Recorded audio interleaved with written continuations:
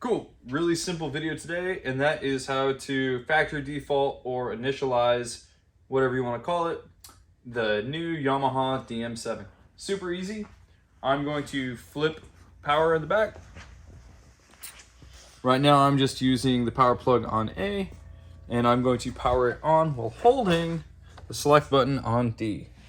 So let's do that now. And what you're gonna notice with same with the DM3 and QL, CL, everything, Yamaha logo pops up, and then it's gonna pop up with some font, a little blue line below it. And when the blue line goes away, you can let go of the select button.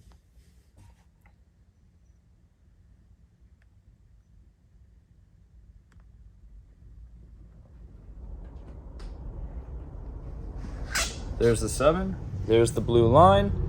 Now that when that goes away, I can let go, because it does take a couple seconds.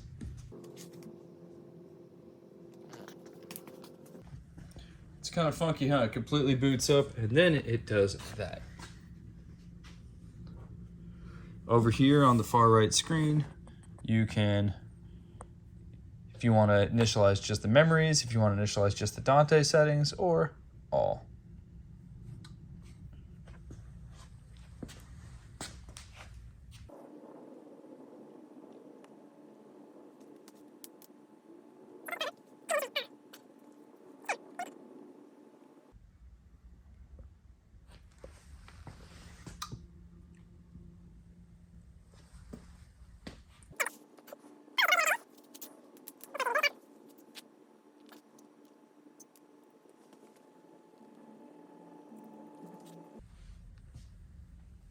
Cool, that's it. Ta-da. And now you have initialized the Yamaha DM7. It's cool.